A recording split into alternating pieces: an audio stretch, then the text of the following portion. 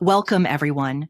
You've just stepped into a sacred space where purpose meets preparation, where we come together to strengthen not just skills, but spirit, character, and legacy. Here inside the huddle in Mom's locker room of legacy, we go beyond the scoreboard. We speak life into vision. We nurture identity, fuel growth, and equip families with tools to thrive, on and off the field. This isn't just a workshop, it's a movement. A God-led playbook for legacy building, financial wisdom, emotional strength, and spiritual alignment. Disclaimer. The content provided in this video is for educational and inspirational purposes only and should not be construed as legal, financial, medical, or psychological advice. By watching this video, you voluntarily release moms, mothers of motivated sons.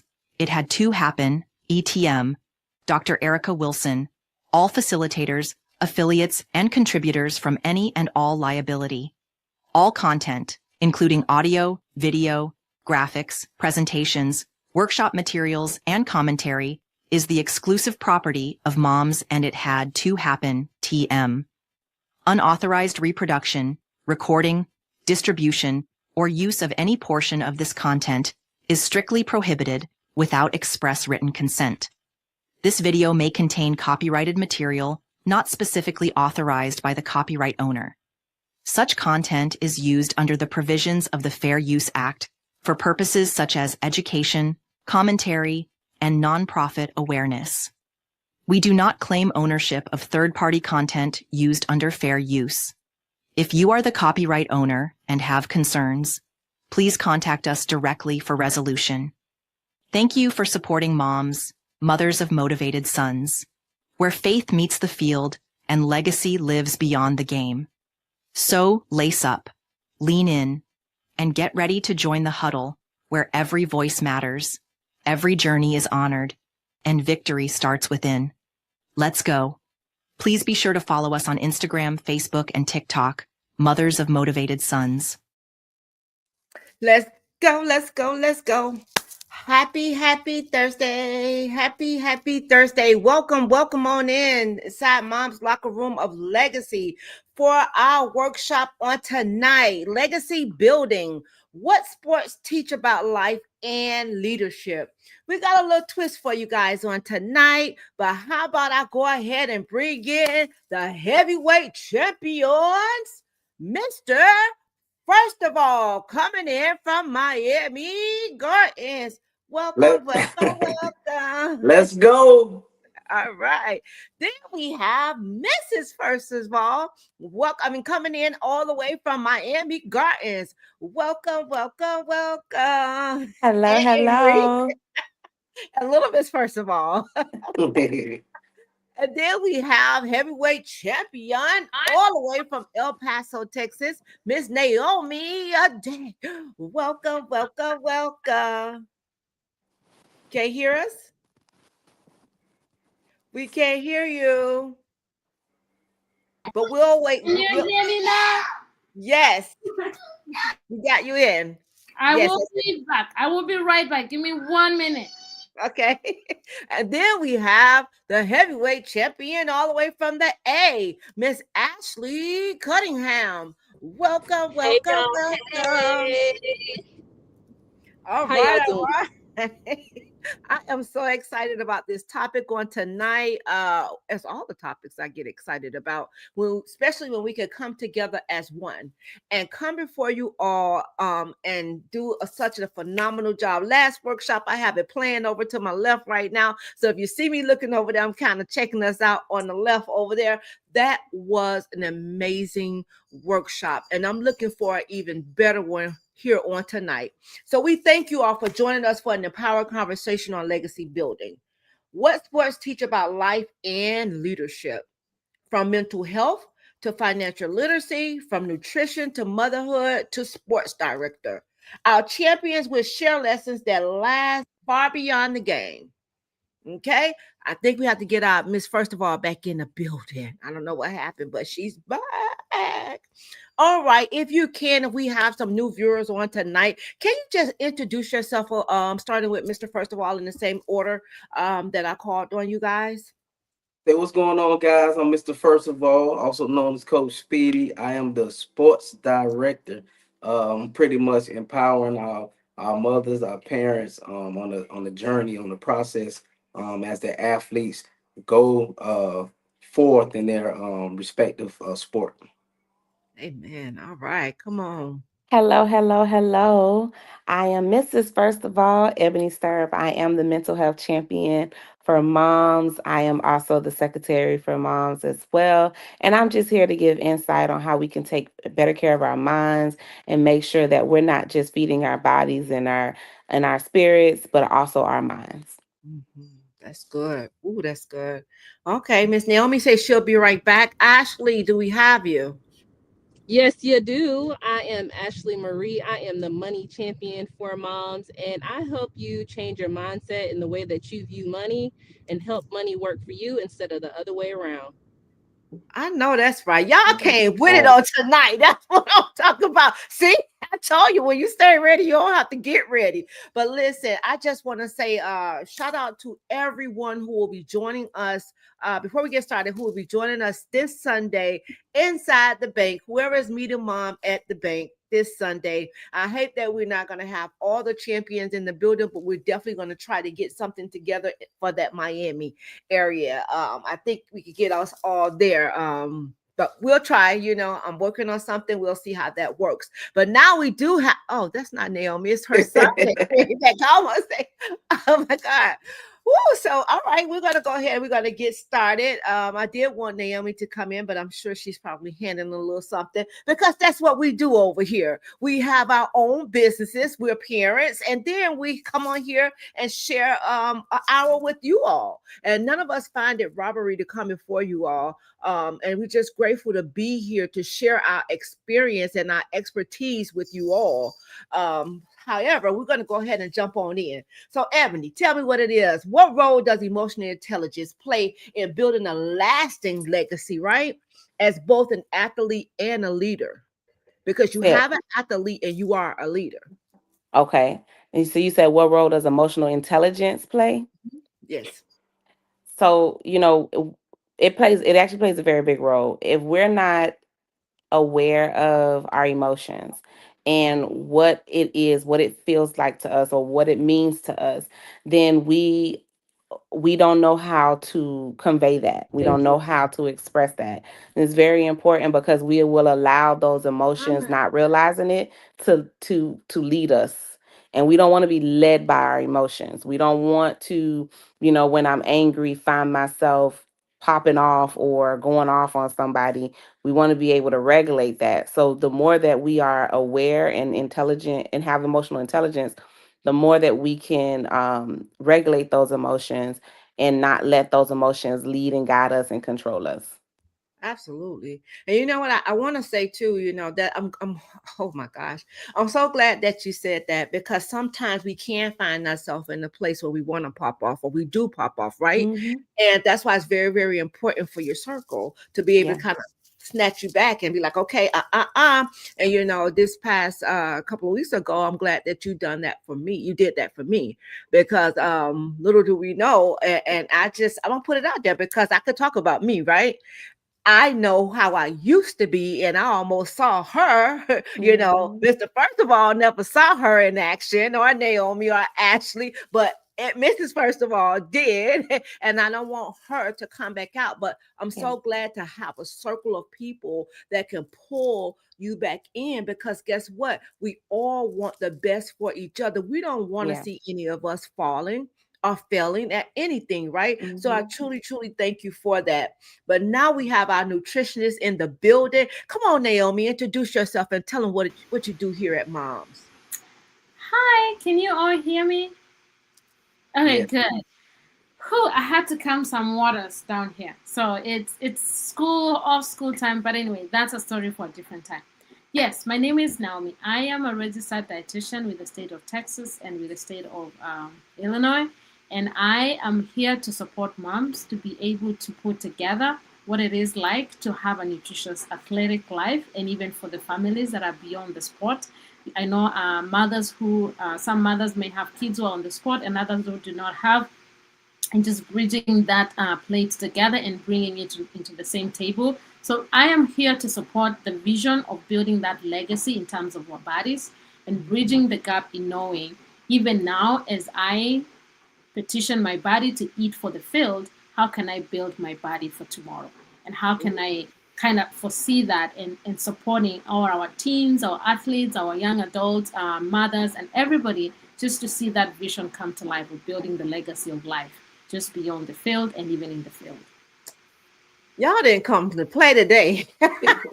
Just listen, I love it. Y'all did not come to play. Listen, y'all bringing out y'all playbook on tonight, even in your introduction, and I'm loving it. I love it. So, Mr. First of all, what lessons from the sports arena, right, can be directly applied to leadership in business or community life?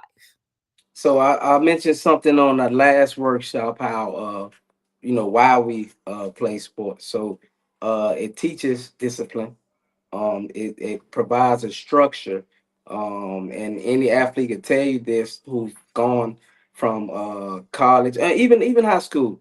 Um, it provides a I don't know how I can say this, a plan pretty much. It helps you out with planning, time management, and you get so used to doing certain things, and it pushes you to overcome adversity, during pressure, and how to push through it.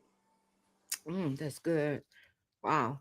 So, Mr. First of all, just answer the question of what lessons from the sports arena can be directly applied to leadership in business or community. And by you being a leader, Mr. First of all, Mhm. how would you say that you can be a valuable asset to the people that you're leading? What is your some of your strengths?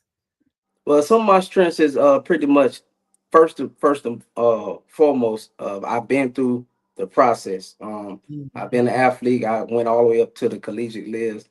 Uh, Unfortunately, I succumbed to some injuries, but for the most part, being able to connect, be show empathy on the other side, because a lot of people in my position as coaches, they don't know anything about empathy and showing compassion and showing the human side. So that's one of my biggest things. That's good. And I'm going to go back to Ebony real quick before I jump over to our nutritionist. So, Eb, here it is. You are a mental health champion, and you deal with a lot of people that's dealing with a lot of issues. So, as a leader, going home to be that wife, the mother, and then come here to pour out. What does it look like for you to go ahead and debrief? Like, release. For me, it looks like being able to, first of all, take a deep breath, right? And just kind of take in what the day has brought me. Because it brings a lot, like you said. So, trying to really kind of relax myself and calm myself down. It looks like turning on my worship music on my ride home to kind of set my atmosphere. Sometimes it does look like prayer straight from work so that I can kind of clear myself of whatever spirits may have tried to attach themselves to me during my sessions, because that happens. And again, like you said, people have a lot of issues and concerns, and so they're dealing with depression, they're dealing with anxiety, they're dealing with all these different things, and those things, I could find myself feeling so down for them, right?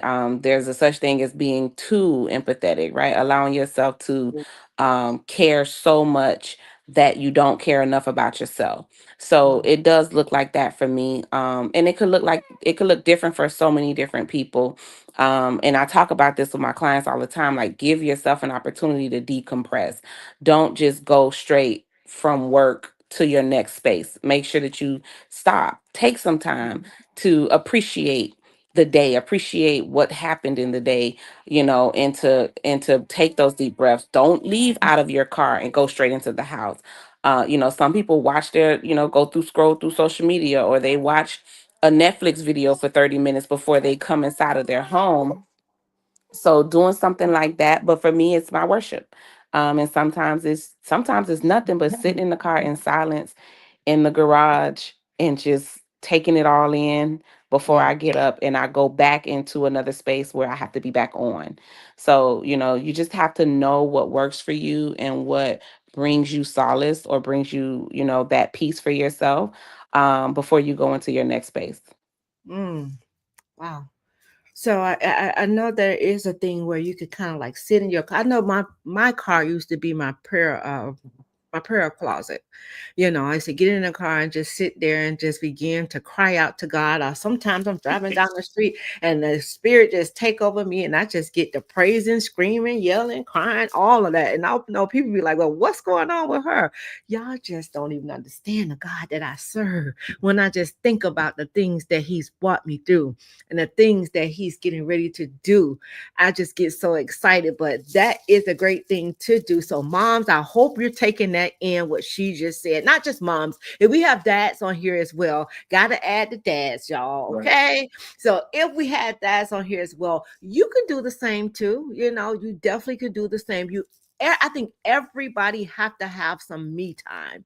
You have to get into a place where you could be able to kind of like woosah and let some things off of you, because Eb, you spoke about spirits are real and we don't even understand, or some Mm-mm. of us don't even believe that how real they are, especially when you're open, you have to be extra, extra careful. Yeah. And everyone doesn't call them spirits. We call them what we call them, but some people may call it auras. Some people may but whatever they call them, they acknowledge that it's existing, That's right. and that's the reality of it. So, no one can deny that a vibe will mess up your vibe if that's how you want to call it. You know what I mean? We just call it as a spirit because that's what we see it as. But at the end of the day, we acknowledge that it's something that shouldn't be there. Correct. Absolutely. Okay, Naomi, come on in, nutritionist. What can leaders learn from the way athletes fuel their bodies about consistency, preparation, and resilience? That's a good one.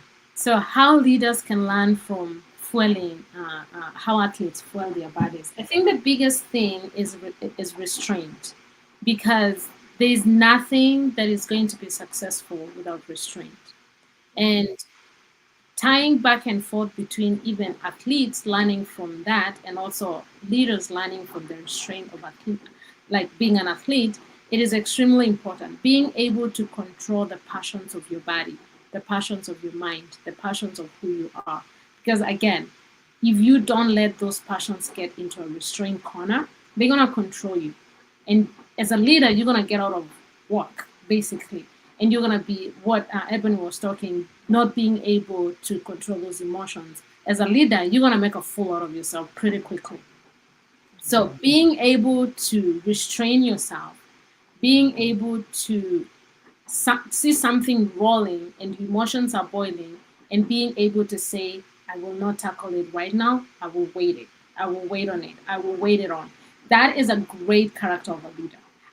It doesn't matter which field you're in, as long as you're a leader, the fact of holding your emotions at bay and being, even the Bible says, he who controls his emotions is bigger and greater than he who controls a city. So the ability to control yourself, the ability, and that is all we talk about. Even the Bible says, let your moderation be known unto men. Christ is at hand. The ability to put your body into check. And that is a lot of it in terms of even nutrition, eating, even in the field, being able to control those passions. I just want to eat ice cream for this week, but is ice cream going to help you to perform in the field? I just want to eat whatever I want to eat. But is that going to be a good example for my body? There's some of us who smell food and they add 2 pounds. Is it worth it? So to speak. So the act of restraint is a great character. But this is where it gets even more heated. Because the act of restraint, a lot of us, there's a small population of people who can put their bodies in restraint for an extended period of time and be successful. That's not the majority of us. Whether we want to say we can or we cannot, the majority of the population, we need structures to help with restraint. Otherwise, and it could be some parts of your life you're able to control really well, other parts you're not able to. So you're gonna have to learn yourself again. As a leader, you have to be able to know what you're good at and what you're not good at. You can't be good at everything. So the humility So in the thing I'm seeing here is two things. The restraint comes with great humility Yeah. because it is not the pride that controls these emotions. Actually, pride is going to lead you to let your emotions loose because you want to show who you are. Mm-hmm. You want to be able to say, I can control my diet, I can control how I eat, I can control the people that I'm leading. But restraint comes with humility to Mm-hmm. accept this I can control, this one I cannot control. I need support in this one, I need support in this one. I know people in my team who can lead well in this area than I can do. And I am willing as a leader to be able to accept to step down in this area and let somebody else shine in this area because that's not my strength. The same thing with eating. I know, like, for me, my restraint when it comes to meat, I need some structures because if meat is in my house, I'm gonna eat it. It doesn't matter. I'm just gonna eat it. But you put ice cream, I can stay with ice cream for a very long time without having to overindulge. So in terms of knowing how your body works, comes with restraint, but the humility to accept the things that you cannot change and the Yeah. things that you need external help. It is in our strength. It is in our weakness that Christ's strength is manifest. So we Yes. have to have the humility to restrain. So Mhm. those are two things that I would say will reflect both in leadership that can be learned from the field, and also the field can learn from leadership. Because again, you need in both areas to be able to be restrainful and also to be humble, Yeah. to be perfect in restraint. That's good. So while we're talking about being humble and restraining, that goes to Ashley's question to our money champion, because we always know that you have to be restrained. You have to restrain yourself from spending the money, right? And you have to restrain yourself from swiping those credit cards. So Mm-hmm. here we go, Ashley. What leadership traits are necessary when making wise financial decisions that impact families and communities long term? Discipline. And to tie to what we're doing, right? If you play sport, discipline is going to go a long way, right? The preseason all the way to postseason. There are certain small things that you have to do in the game to reach. Yo, Oh your man. audio is messing up really bad. We got to get this. Come I, y'all, my phone does not like me. I'm trying to tell y'all. Is that better? Yeah, that's better. Okay. So, like, just how in your preseason, right? You have to do all the small things in the beginning. You don't do the small things in the beginning that cost you, a championship in the long run, right? So when you're disciplined and you're staying true to the foundations that are being built upon, if it's a respective sport or just financially, right? You want to be able to make sure that it's gonna happen for you. Mhm. So if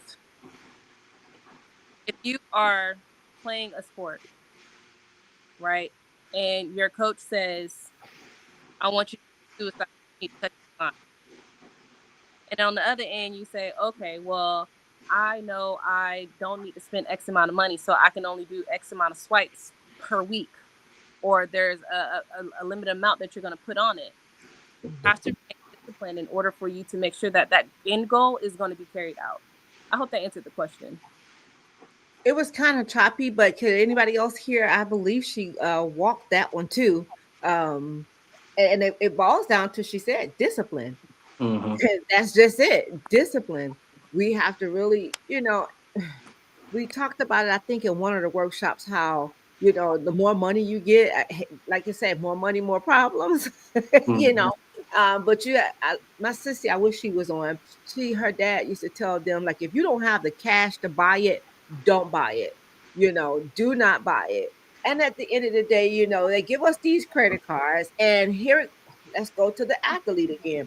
We're talking about these athletes going to college, and they're in college, and now they're trying to find their way, and they're being offered all of these credit cards. I know when I was in college, I was offered them, and I was of age. I mean, I was older. I ain't gonna say of age, but I was older. But the thing is, they throw all these credit cards at you all, and what it is that we do, who's teaching them, like Ashley just said, to be able to go ahead and have that type of discipline so you don't spend that money the way that you think that you should, especially in this NIL thing. These kids getting some really big money, and here it is. Some make it to the next level and some don't make it to the next level. So, and then too, What with just watch for football this? over, the same thing. How do you keep up that lifestyle? So you have to be disciplined. I love all the answers that you all gave because this here is amazing. You definitely have to be disciplined. Yeah, Yeah. absolutely. You got to have the humbleness, the restraint. Oh my gosh. You talked about the meat and the ice cream. See, that could stay in my house. I don't care. But put some chocolate, it's not going to last. Some chocolate, it's not going to last. Some chips, it's not going to last. At the Yeah. end, Ashley, what do you have going on? I'm trying to understand. Why are you trying to record in the middle of the? She It's probably pressing on stuff. yeah, She said it's she can't hear anything. because she's hold up, because I don't Ashley in the know. submarine But underwater, it's me man. too, because I can hear everybody but Mr. First of all. Yeah, because it's something like I see a complete on Ashley's end, and then it do something where it says recording error or something. If we can't play with the buttons once we're on, it will kick. It will cause like dysfunction in Yeah. the recording. So we can't play with any buttons. We can do the chat, the private chat, but if we're trying to click buttons and think we can't do it during the broadcast because that's what will happen. We won't be able to hear each other. So let's do a testing really quick. Mr. First of all, Mrs. First of all said she couldn't hear you. So can you say something so she can see if she can hear you? Miami Dolphins is the best. Oh, I mean, I can hear him from the outside because he outside the room, but I can't hear him on the thing. What about everybody else? I can hear you. Okay. you can or you can't. I can. Maybe it's Okay. just me. Maybe it's me. What I about don't know. Ashley? Can you hear everybody? Oh, can you Can you hear hear every? me? Yes, we can hear you. Thank the Lord, y'all. This phone is gonna be the death of me. I'm gonna start bringing my laptop around, but I can hear everybody now. I had to exit Okay. out and come back in.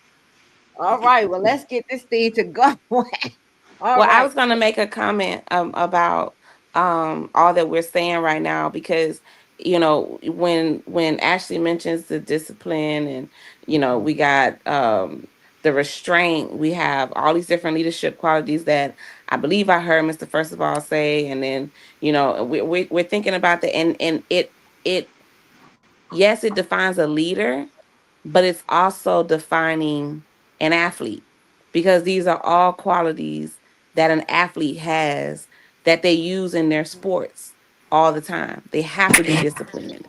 They have to be restrained. They have to show restraint. Like these are things that they have to do, and they will be very much so successful if they learned how to not see it as this is something I only do on the field, but that they learn how to take it off the field and realize that I could be just as successful in life with these skills,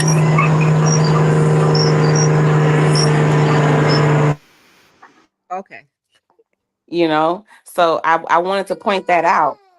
Hmm. Okay, and I'm gonna mute myself because she don't want me to talk no more. But that's the thing too. Like the kids, are they walking in leadership though, in their rulership?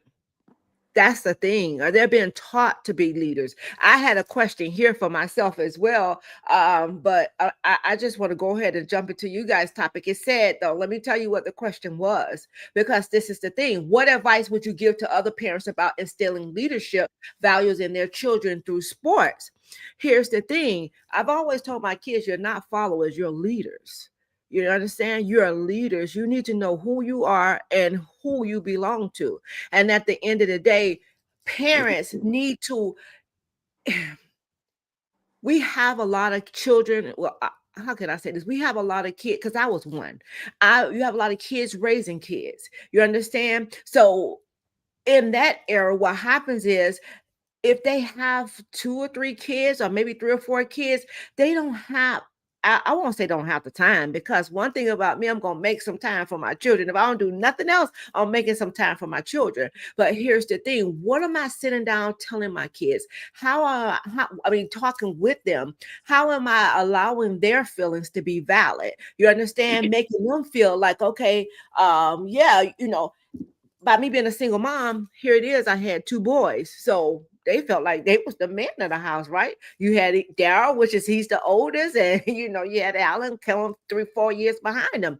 But here it is. I just wanted them to know, like, one, you do not follow anybody. You have your own mind, okay? No matter what you see me do, I'm supposed to be an example, because, like I was telling you guys before in another workshop, when I dropped out of school, I always said, you know what? I can't preach education to these boys and not go have my own education, right? But I still wanted them, I want to lead by example. However, I didn't want them to say, okay, well, I did this because my mom did that. That means to me, you're a follower. And I Right, don't right, ever want them to be looked at as a follower. So I think by being on the field with Allen, by him not being a talker, Eb, you knew he didn't used to talk hardly. But when he got to the league, I just saw a different side of him, being very boisterous. And when people would say, like, oh my God, like, here it is. He came in and he, like, basically put down. That's how the kids call it. And all I could do is say, all right, girl, you did your job, because they always was leaders. My kids didn't follow behind anybody because the trends was doing this or the trends was doing that. They always had their own mind. And right. that's one of the things that we as parents need to instill in our children, to let them know that you don't have to follow anybody, because I tell you one thing, it takes a minute or a second to get in trouble, but boy, it take a whole Mhm. lot to get out of it. So we definitely want to sit and talk with your kids, So, definitely. Dr. Erica, real quick, just to go to your point about being followers, right?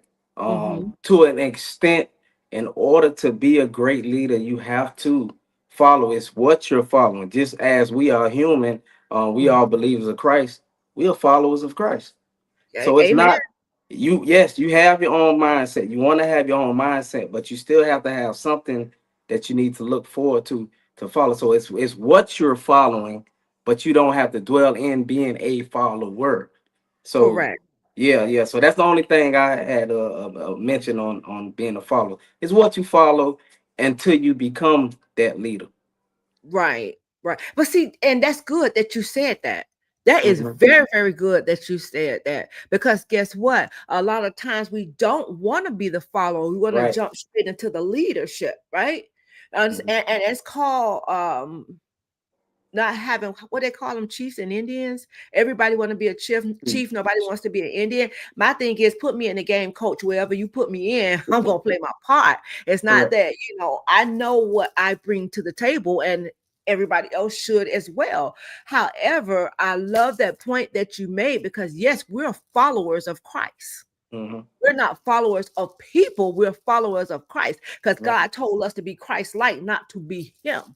And a lot of times we get it twisted, because we think that we got it going on, but God says, I told you I'm good at being me. That's just what he said. I'm good at being me. So I like that point. Thank you so much, Coach, Mr. First of all right. So, Miss Ebb, how can athletes use their leadership platforms to break the stigma around mental health?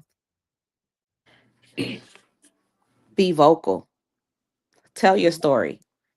Don't be afraid to share, those little instances that you may have experienced, even if it's small stuff, right? Even if it's trying to deal with how you experienced your failure and how you work through that. It doesn't have to be these big things. I know when we think about mental health, the first thing we think about is things like depression and suicide and all these different things. And yes, those are major and those are big, but our mental health is more than just that. It is, how do I deal with my successes? Because some people can't even deal with success, let alone failure. You know what I mean? Some people can't handle the success because it's too much for them. Or, self-esteem and confidence, how you see yourself, right? So all of these things are things that are helpful. So when you talk about it and you tell your experience and you tell your story, it allows you to be a leader because other people are looking at you and they're saying, you got help, so I can get help. I should do that. You're talking. It's okay to talk. I'll talk too. Like, so sometimes we have to be an example. Mhm. I know, like, when Tyler did karate, that was their slogan, like, lead by example. And Mhm. so, when you're an athlete, that's what you're tasked to do, to lead by example. And when you think about how you could erase that stigma of mental health, it's all about talking about it, letting people know, number one, it exists, Mhm. right? And number two, there's a way out of it, that you're not stuck with it, that this is not just life. So I would say that that is the biggest thing, to talk, to communicate, let the world know, tell your story. That's good. But coming from the back end and the world of football on the pro level, sometimes you can't. That's the saddest part. I hear what you're saying, but I will say this, and I know that that has been the message. But lately, in the last few years, it has become acceptable. Maybe not in the sense of, coach, I can't play because I'm tired, or I'm, depressed, but Yeah. the story afterwards, talking about how I handled it afterwards. That Mm. is becoming more. People are telling their story, whether it's through documentary, or something like that, but they're telling their story. Yeah, but it's after is what I'm saying. It's not what if that player need help right then and there. You see what I'm saying? Or they could put a message out there right then and there. I could tell my story after, but what about doing when I have the platform? You know what I'm saying? Like not that because once you're done playing, what normally happens? People are done with you, basically. So now that I still have a platform, but while I have a broader platform, I think it should be told. Look what we're dealing with now, Suicide Awareness Month, right? And we have so many of the athletes that's suffering, like really suffering. But that's where the relationship comes in with your teammates. Maybe it's not the broader, I'm not getting on TV talking about it, but in those locker rooms, can't nobody tell me I can't tell my homeboy that's next to me what's going on. Can't nobody tell me that I can't reach out to this player and text and say, hey, this is what, and they do that. And this is what, when I don't have too many, NFL people that I'm attached to, but I do know that, this wide receiver and this quarterback might be close enough that they're texting each other outside of the workspace, and they're saying, listen, like, this is messing with my head. I don't know what to do. And it's just if somebody would just say something after that instead of, dang, that's messed up, right? So that's what I mean by telling the story. Everybody's experienced a failure. Mhm. Everybody's experienced not feeling confident. So if and not even being an athlete, if somebody sends me a message, and I'm not a therapist, but somebody sends me a message and say, hey, my head just ain't been right.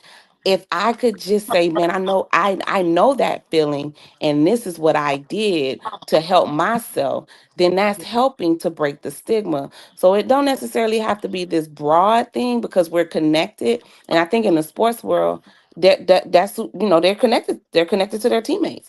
So just not being afraid to tell the story even to your teammate. And you don't have to tell your whole story. You don't have to give all your business, because of course that's a big thing too, right? I don't want nobody to look at me as I'm soft or whatever the case may be, but Mhm. at least I can still tell you I know that feeling. But I can say that what I've recognized is that they're not ashamed to say that they're going to counseling. Yeah.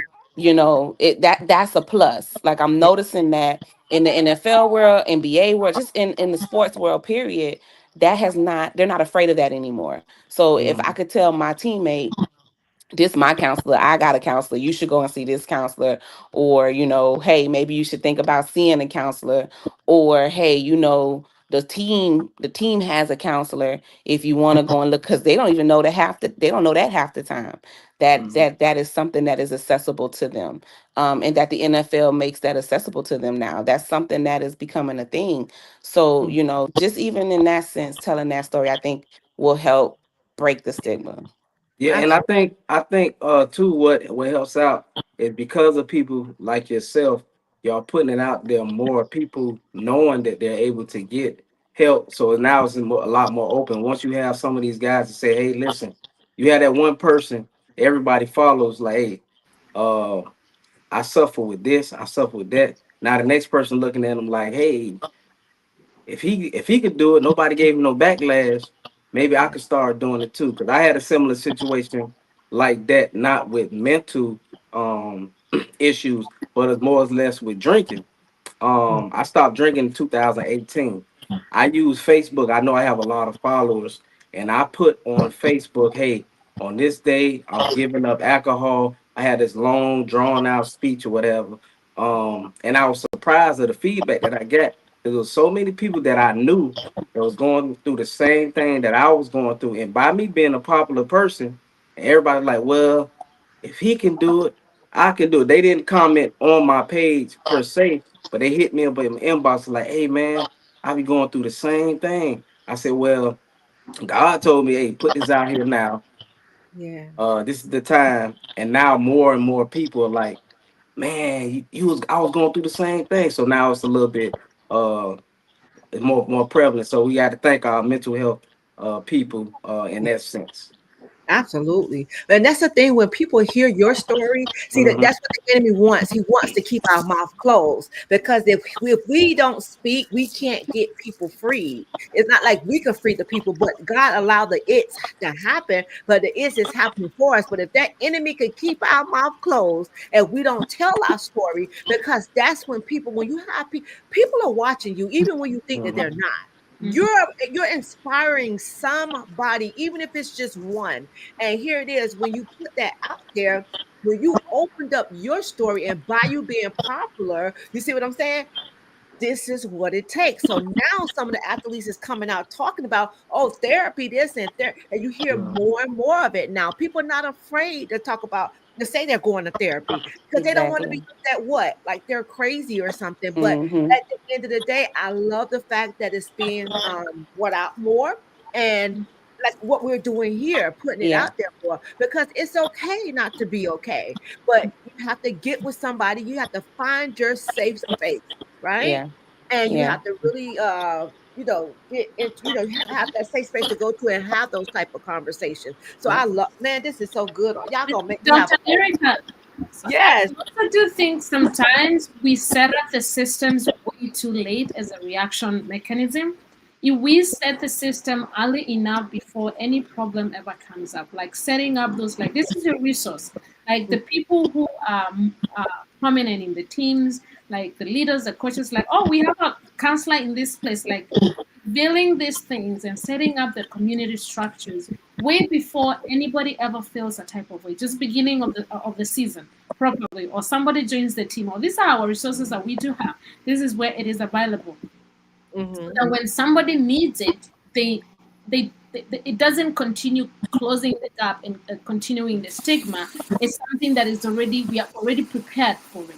We are already setting structures up, and people don't feel like, oh, I'm targeted. They're talking to me. I can't approach. It's already expected, so we are planning for it before it ever comes up. I think that is another way we can kind of bridge the gap and making it more accessible. Like I tell pregnant mothers, before you ever need a lactation consultant, look for one. Know where you can find one. Like before you ever need this resource, know where you can find. Like when you're going to Hmm. the mall, know where your toilets are, so that when you feel like you want to go pee, you're not looking for it at that time. Yeah. Know But you you know know what? That's true. That's That's true. true. It's true. setting But up you the but the structures before they are ever needed. I think that's yeah. another way. Like when somebody starts showing like those signs of being in the pro level, what are the resources that can be available to this person? Like the people who are already gone, like what we are doing now, this is a resource. This is a resource you can have. Can I reach to Ebony and say, okay, refer me to somebody who's closer to me, or what can we do? Mhm. I think knowing where the toilets are in the mall is kind of the way to put it. Yeah, I Absolutely. agree. Well, you know, I that agree. when I reached out to Ebony, I had a situation where I reached out to Ebony, where somebody reached out to me, and I called Eb. By Eb being in Florida, she was like, "Okay, well, I know someone." See, that's what it's about, knowing the right people to send somebody to. If what happens if you're booked up and you're not available? When you Hmm. get booked up, I'm gonna say that when you get booked up and you're not available, you have to be connected to pour into somebody else and say, "Well, I Yeah. have this person that I trust," but make sure that when you're doing these referrals, that is somebody that you really believe in. Because guess what? They're going to be looking at you like, okay, well, you sent me here, but Hmm. that's why your circle matters, and to have the type of resources that we have here. Yeah, if one say like Eb is in Florida, if we have somebody in Georgia, Eb, do you know anybody in Georgia that we could connect or send this parent or this athlete to? I And know people that are in Florida that are licensed in Georgia. So yeah. see, and Hmm. that's what it's about. It's all Hmm. that's what we're trying. No, not we're trying. That's what we're going to do here, Yeah. to have those resources. And okay, well, I'm not good in this area. That wasn't a gift of mine, so I can't tell you. But I have somebody who could. Yeah. If somebody reach out to me and they be like, okay, well, I need to eat better or whatever, an athlete or something. Or I see them and I see them struggling. I'm like, okay, I have somebody for you. And that's what I'm always doing. So that is what it's about. And I Yeah. love that you brought that Yeah. up, because we Yeah. did have a situation like that. But here's the thing: we can't, once we give it, we gave it. It's up to the person to follow through with it. You see what I'm saying? And Yeah. that's it. But once we give it, it's out of our Yeah. hands at that point, and we're hoping that they will reach out, right? Yeah. And That's that's what. why moms is so beautiful, because our work, with these workshops, what we're doing is we're telling people, don't be ashamed. It's Mhm. okay to be in the space that you're in, whatever that space in, whether it's financial, discrepancies, whether it's your diet, whether it's, your mental health, whether you have no clue on where to go or how to do it when it comes to your recruitment and your coaching, like whatever it is, it's okay. Don't be ashamed, because the shame is what stops you from telling your story. You can't be afraid to say that this is my struggle, because if you don't admit that, then you can't get help.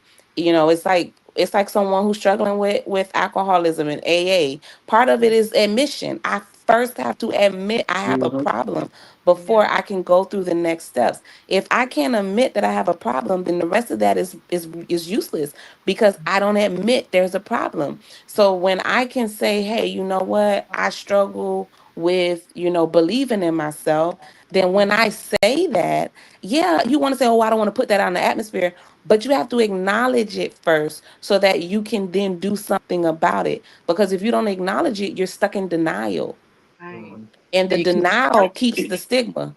The denial tells you what I need to go to a therapist for, when I can go sit at the barber shop and talk to my barber, or I can go to the hair salon and talk to my hairstylist. And I hear a lot of people say that. A lot of people feel like, I'm just gonna talk. I could talk to my hairstylist. I could talk to my nail tech. I could talk to my lash girl. And you're right, you can talk to them, but they probably gonna send you down the same hole you already in, because they That's also it. don't know how to deal with their own stuff. So both of y'all are looking like boo boo the fool. I can go talk to my best friend about diets, but we both struggling trying to eat right. We both don't exercise. We both right. So you got to go to somebody who can keep you accountable and tell you, hey, that's not what you need to do. But first, I have to admit it's a problem. You can't have people around you that won't allow you to admit the truth. Yeah. Sometimes it's easier to sit in that comfort, right? It's Yeah. easier for me to not have to go to a professional and receive the help because Yeah. it hurts, you know what I'm saying? Or I'm not necessarily mentally ready. And we're going to go to someone who's going to feed us what we want to hear, not what we need to hear. That's right. Yes, That's right. this And is that's the true. thing, Ash. That is the thing. We sit and stuff. You know why? Because we're so used to the people around us not holding us accountable. They're just egging us on, validating our feelings and making us feel like, it's not a problem. But we Yeah. have to be teachable, and we have Yes. to be able to grow with one another. Because if we're in each other's circle, we should be able to, straighten up each other's crown, Exactly. and And see without that being as constructive. offended. Right, constructive, right. Because here's the thing. I know, and I love here our community, because we very transparent about what we do, what we go through, and things like that. However, this is what the people need to see: transparency, the real us, not somebody. Because on social media, which is the way of the world now, this is what people are seeing, and they're thinking that, oh, this is the way it was. And 9 times out of 10, it's not these people real life. Mm-hmm. It's Talk not. about it. It's the truth. And this is why I get so upset when I say people don't want to do things because we don't have the numbers, but they don't see how big our heart is. But it's okay. It's okay. God got us. You understand? And we're gonna get there, and we're getting there. But that's the thing. We're watching social media and we're thinking that that's it right there. That's it. But this is, first of all, from a leadership standpoint, how do you balance developing athlete skills with preparing them for life beyond the game? Did you say Miss or Mister? First of all, Mr. okay. Say the question again. From a leadership standpoint, how do you balance developing athlete skills and preparing them for life beyond the game? Well, for the most part, it's just like I mentioned before. I don't just practice physical thing. I work on their mental and let them understand that after the game or whatever you decide to do, there's going to be something that you have to get into as well. So um letting them know you have to put in a certain amount of percentage in your education, a certain amount of percentage in your physical training or whatever, a certain percentage of spirituality. I've come to find out a lot of these young athletes, and I'm not to put nobody religion aside, they don't even go to church. And the main reason why they don't go to church is because they're now having more games on Sunday. When I was playing, and my mom can contest to this, I was playing in North Dade. Most of our games was on Friday and Saturday, right? But they'll have something called a shootout when you have two teams that have the same exact record. They have to play a game to decide who's gonna be based on the ranking, first, second, third, or whatever. And they'll have these games on Sunday. I was in position where our team actually played on a Sunday, and I was star running back. And my mom told my coach, he ain't coming to the game. Oh, come on, Miss Kathy, come on here. He got to go to church first. And one, we was Episcopalian. I was an acolyte. I was a little altar boy. I was carrying the torch and everything. My mom said, listen, he gonna go to church first. Then after that, he'll come to the game. And it was a playoff game. I was able to make it there before halftime because you have to. Then it was weigh-ins. Right now, they don't weigh in.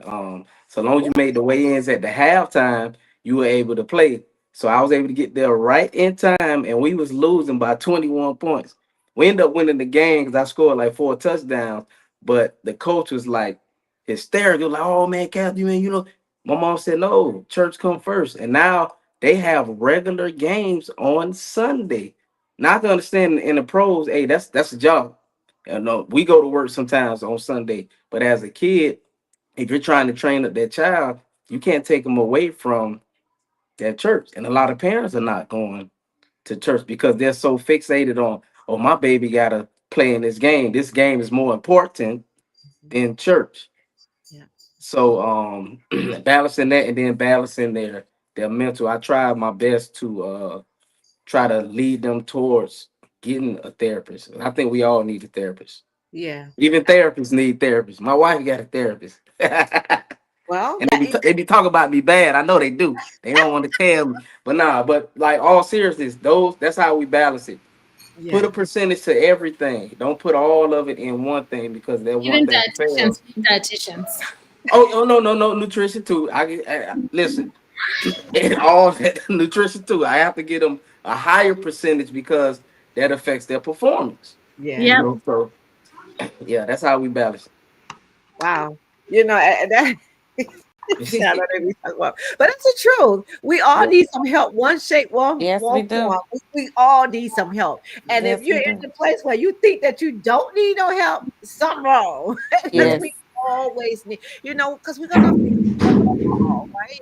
But we want to have people in our circle to be able to get us back up. Don't stay stuck. I just had a conversation with somebody the other day, and I'm like, okay, it's okay to fail, but when you fall, don't stay down. You Yeah. know, don't stay down. Even if you got to pull, scratch yourself, get Mm-hmm. up, get up, get up, get up. Yeah. So come on, Naomi. How does discipline, just talked about it, and nutrition reflect leadership now? Leadership principles that extend into life and legacy building. Hmm. That's a really good question. And the best way I can answer that is telling you a tiny little bit of my story.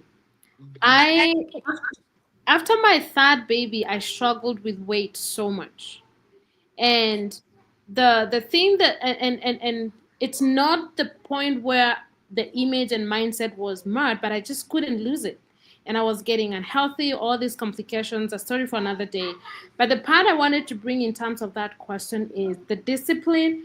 I think the thing that jogged my memory is I know the knowledge, I have what it takes, I have the things that I need to use, but my discipline one was lacking. But the thing that really caught my eye in terms of, am I a leader for myself?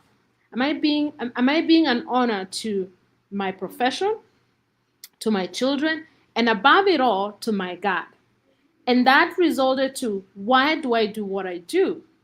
So, in Mhm. terms of discipline and combining nutrition and leadership, you have to be willing to lead yourself before you can lead others. That's right.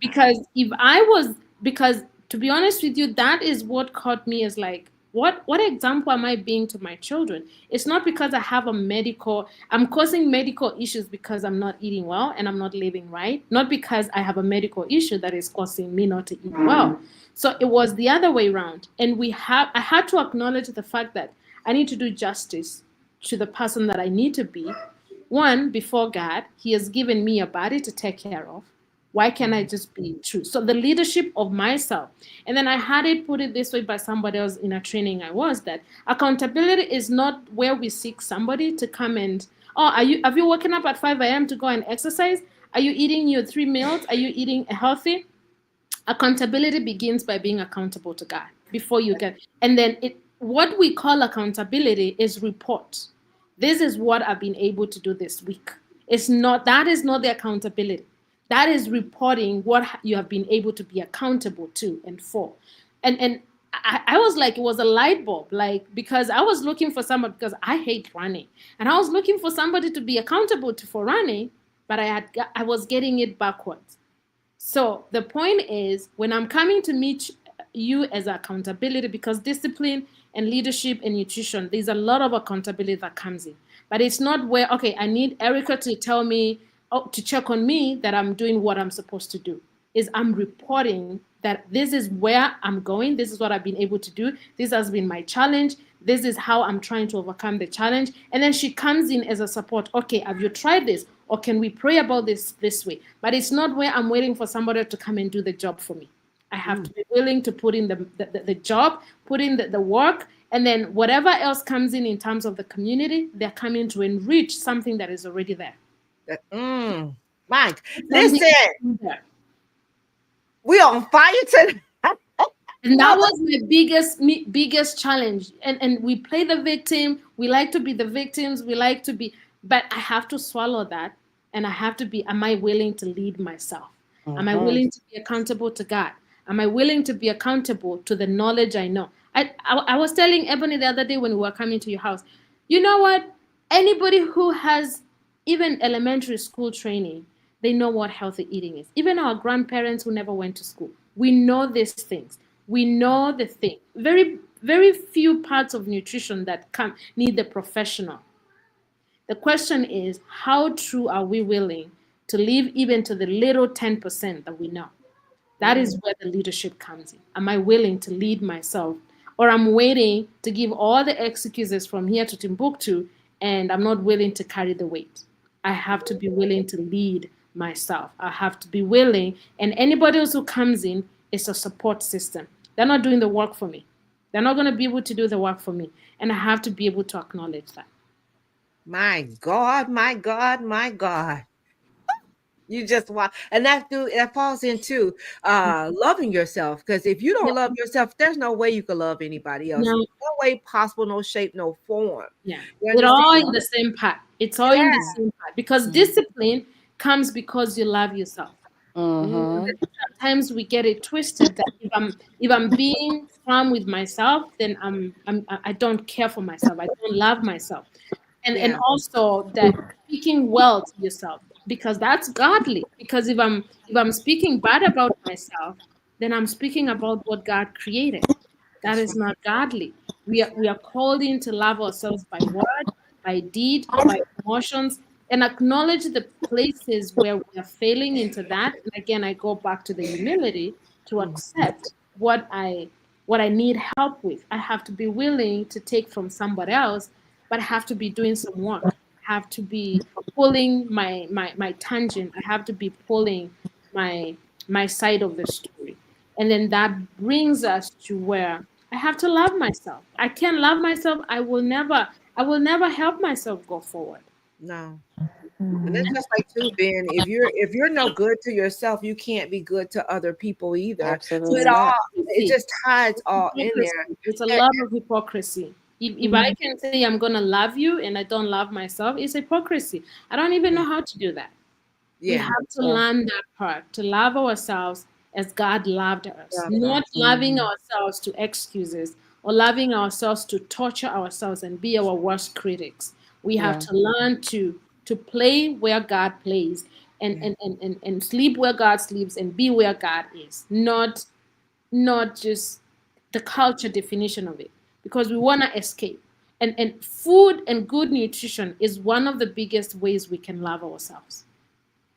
yeah. Well, I tell you, my nutrition.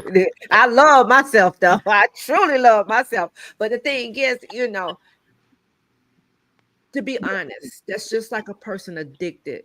Mhm. That's an addict, right?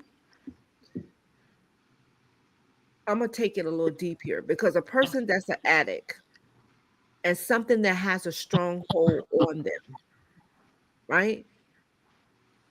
Do you think that they don't love themselves because of that stronghold that's on their life? They do, and how we need to come out of that is the willingness now to speak. You remember what Ebony was talking about? You Yeah, got to use your voice, yeah, and it's going to look very different from elsewhere. And I think that is where again community comes in very, very deeply, because some of those strongholds, the people who are in those strongholds cannot see the strongholds. I mm, can see my strongholds unless my eyes are beginning to open. And again, mm, I can speak a different language other than to go back into the spiritual realm. Yeah. Because when it comes to strongholds, when it comes to something that is taking over myself, mm-hmm, there's a level where, like for me, I know, and I'm being vulnerable here. There are things that I know. This one, Naomi, is a stronghold, but there's somebody else who can see that, and there could be also strongholds that somebody else can be able to see. I don't see, so I have to be able. That is where the community that comes in, because if we are living and working with people who care and love me, yeah, they will be able to look me straight in the face and be like, this girl is going through a stronghold and she can't see it. So I am going to labor for her behind the scenes yes, until this mask falls off and we can deal with it. Because when I start recognizing now is the stronghold, then I can get help. But yeah, until I can recognize the stronghold, I cannot get help. So it needs somebody else to labor on my To see behalf it. until I yes, Mhm. can see it, Yeah. because there are And mm, things that will not come out unless I see them. And I can yes, see them if God, I'm blinded. yes, God, yeah. Community. And a lot of those strongholds and those traumas, I mean, a lot of those strongholds and those addictions come from traumas, Yeah. yeah, traumas that we are aware of and traumas that we are not aware of. And Mhm. I know when we hear the word trauma, we think of something at the highest extent, but sometimes it's as little as grief. It could be someone we've lost, you know what I mean? It could be relationship situations and divorces and, things like that is not, so when we have those traumas, addiction and strongholds are the response Yeah. to that trauma, right? Because we're trying to make something feel better, Mm-hmm. and we go out, we do other things, like Naomi said, like eating is, it is a response to a trauma, and it, again, it doesn't have to be major. So if I'm not thinking highly of myself or any of those things, like that brings me comfort. This is going to make me feel better. Eating soothes me. Eating, it does all these different things. And because there's something so little, and all of us have our little addictions to the chocolate and the ice cream, and right, we laugh it off. But Yeah. when you go and you talk about it, you realize how much of a stronghold it has on you. Mm-hmm. And then, and then you try to work through that. So like Naomi was saying, talking about it is important, because when you say things out loud, Yep. that's when it clicks. That's when it's like, dang, and that's why one of my suggestions to people is to always say things out loud. Make sure that you don't just keep your thoughts in your head, because when you're just thinking it, your mind plays tricks on you.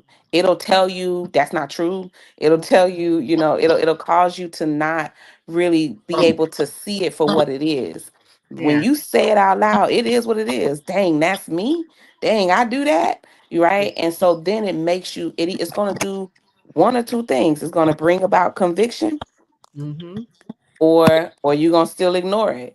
But the goal is for it to create conviction, because conviction brings change. That's right. That's why that's what we get. That's what God allows us to be convicted, not so that we can be condemned and shy away from him, H. but to change. That's why the Bible says there is no condemnation in Christ. So it shouldn't cause us to turn away. It shouldn't cause us to draw back. It shouldn't cause us to go hide. But whatever we're hearing about ourselves, it should cause us to not like it, to the point where we go do something about it. Yeah. Can I speak on that from like a personal experience? Like when I went through my stages of grief, when there were things that I know were not good, I was indulging in that because it was more so of I felt like that was something that I didn't deserve a better life than that, if that makes sense, right? So when you're exposed to that and you have the community that is in your ear saying, "Hey, this is what you're doing. This is the stronghold that you're in," and you're able to look outside yourself and say, "Okay, I do deserve this." I feel like that's when it all kind of like it just clicks. You know what Yeah. I'm saying? And I honestly think that most people are stuck where they are because they feel they're not deserving of the life that they desire. Yeah, that's so true. Oh, that's good. Yeah. That Yeah. is so good. Yeah. But see, too, we have to tread lightly too because we have seasoned Christians are and we have babes in Christ, right? So we have to learn how to deal on both levels, because if we have a babe in Christ, you don't want to be, as the kids say, soft or sugarcoat things because you want to be able to help them grow as well. But it's being able to be open to grow. Like if I see something or my brother or my sister sees something in me, like Ashley say, when she was thinking one thing, she had a community to come in and show her another. That's what it's about. It's about loving people beyond their faults.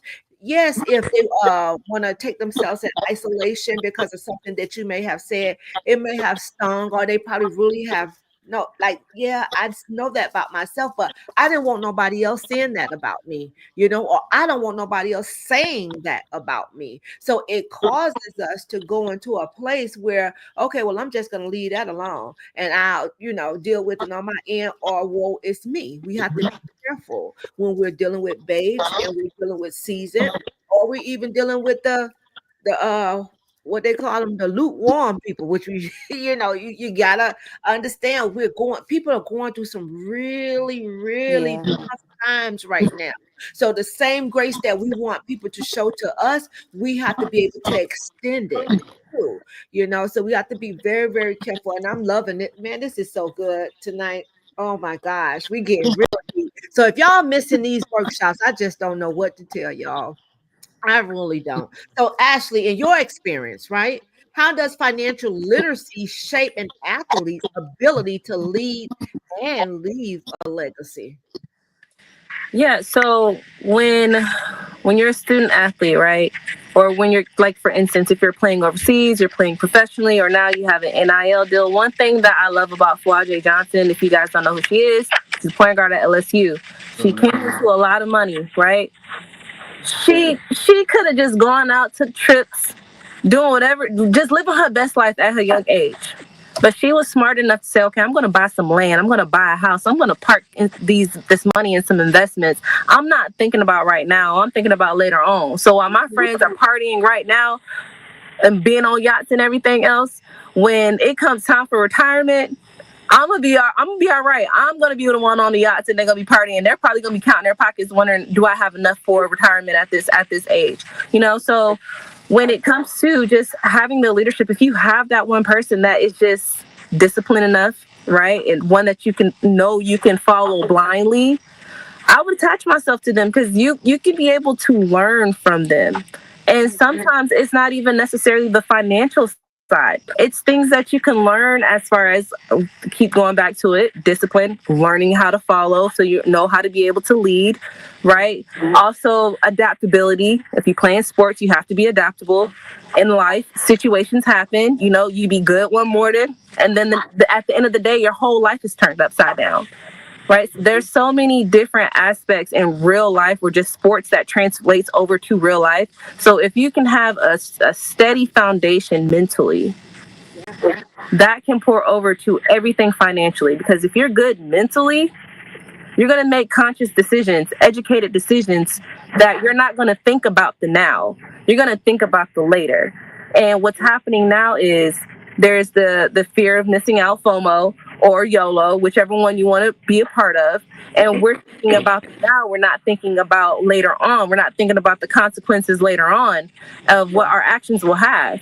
So, you know, all I can say to those who are aspiring to really just be financially sound, today is the day. If you are reading this, looking at this, I guess if you got the captions on like me, I'd be looking at captions. But if you if you're looking and hearing speak today is the day that you need to get your mental health right. That today is the day you need to be able to get your nutrition right. Today is the day that you need to be able to make sure, okay, I know I'm not financially where I need to be. This is where I'm at. This is where I want to be. This is how I can get there. If you're a student athlete, you're like, okay, I know I have not been the best student athlete, but I hear coach, first of all, saying that these are the things that I need to work on. Do that right here and today. Don't wait until I'm going to do it next week. Because you know what happens when people say I'm going to do it next week? They push it off to the next week. And then the next week, and then the next week, and then it never gets done. Because it's no longer a priority. Wow.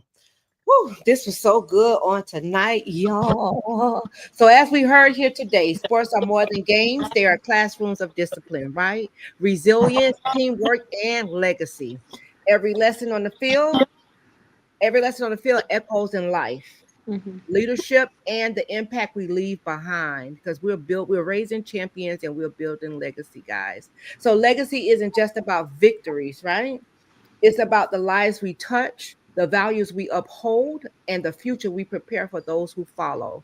So, guys, if you're not getting inside these workshops or share, or if you are here and you're not sharing them, I I just really, really encourage you to do so because as we talked about leadership on tonight and leaving a legacy, because at the end of the day, we all know that one day sports will be over. And there is something that Ashley just said about the young lady at, I think, LSU, while others are partying on the yacht, going on these expensive shopping sprees, or doing whatever it is that they want to do that they think that make them look cool. And here's the thing: we talked about the social media, right? We know that social media is what a lot of it is fabricated. And a lot of times, even with the rappers or the what they call them, the oh gosh, what they call it, influencers, Influences. right? Influencers, they're getting paid to sell you dreams, basically. So we're following these people on social media. We're paying all of these money. Why? Because they have the numbers. But what are you really getting out of it, people of God? What are you really getting out of it besides making these people richer? That's basically what we're doing. And I can say we because I know that I done indulged in some of it. However, we have to be in a place, one, to know who we are in God, what our gifts is that God has truly, truly loaned us, and not try to work other people's gifts, right? And then come together as a whole and have a community that can pull you out of some things, or if you fall short, that one can pick you up, or the two can pick you up, or even the three, four, but have a community, a safe space that you could go and really pour your heart out. Because I'm telling you, the times that we are in today, we're gonna need to lean on one another. And it's not to say that one is looking down on you or talking down on you if they see something. It's love. It's out of love. Know your circle. That's the first part. Know your circle. If you're being offended by something somebody is saying and you say that you know them, you really don't know them. You really don't know them. If they're really, because we should be able to be corrected, right? And it don't feel good, but I'm telling you, in the back of our head, we know what the person is telling us is the truth. But we can't get into a place where we just drop people and be done. We want to make sure we're loving, and I'm going to say this with grace, we're loving the HELL out of people, because at the end of the day, we all have something that nobody knows nothing about. We have to show grace. We have to show empathy. We have to show compassion. And Mr. First of all, talk about the empathy that some coaches lack. And in order to be a leader, you're going to have to walk in those things right there. There's no other way, shape, or form around it. So, who want to take us out in prayer on tonight? I thank you all for this amazing workshop. Please do share it. So, tell a mom to tell a mom to tell another mom and their dads, husbands, boyfriends, or fiancés, whatever it may be. Come on inside the locker room of legacy. We want to see you guys inside these workshops, not just in these workshops. We want to see you reaching out to the champions for their spirit, for their expertise, the gift that God has loaned them. God has us here for a reason. Use the resources that you have. If we don't have the resources, we'll make sure that we get you to the right person. If we don't have the answers, I'm sorry. If we don't have the answers for you, we'll make sure we get you to the right person. I'll get you to someone that can help. So who want to take us out in prayer on tonight? I guess I'll do it. All right. All Yes, right. All right. yes, Lord. Dear Lord Heavenly Father, we thank you once again for your love, your grace, your mercy. We thank you, oh Lord, for allowing us to come together collectively as a team, as a group, as a family to educate, to empower our parents that's listening, on things that they don't know of, to help educate them, to get them in a better position than they were before. We want to thank everybody, all our listeners. We want to thank all our champions for putting in so much hard work, to provide you guys with this information.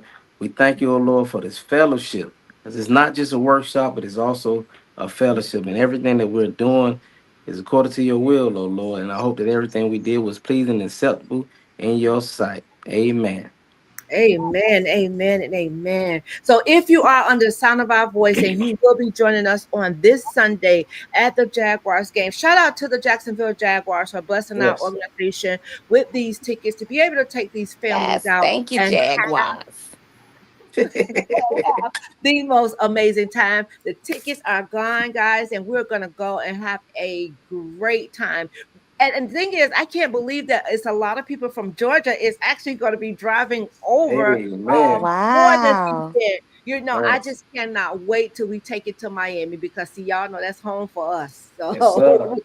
if I could get, if God, y'all just put that in the atmosphere, Naomi. Everybody that's in, have a We prayer getting life it. It's Yeah, done. yeah. atmosphere, that It's we're going to done. get the tickets from the Dolphins, and we're going to go out, we're going to fellowship, and Naomi kids won't be mad with her. Yeah, they will. At least they will forgive me.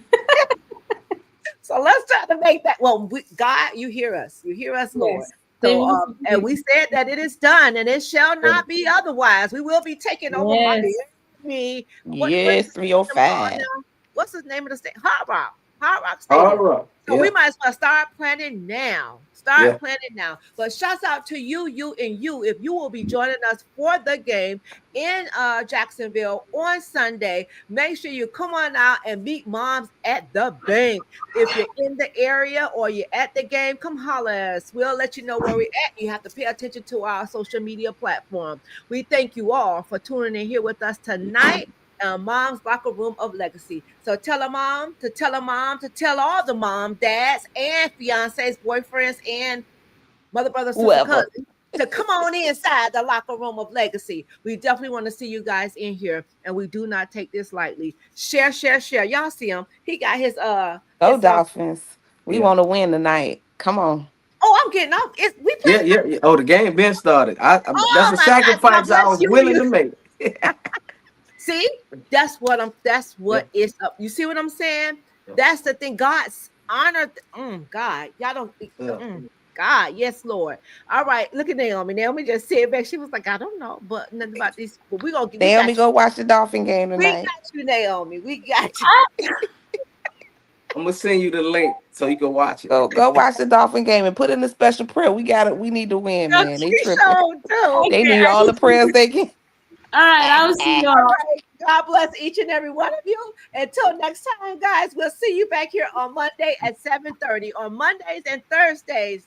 Wait a minute. Hold on. I got somebody to tell y'all about that. Hold on 1 second. Hey, what's going on, everybody? It's Mr. First of All himself. That's right. And welcome inside the huddle, a mom's locker room of legacy. You want to know the next play? You need to tune in on Mondays and Thursdays at 7:30 p.m. So like it, share, stay connected, subscribe. Our website is www.mothersofmotivatedson.org. Hey, we're raising champions and building legacies.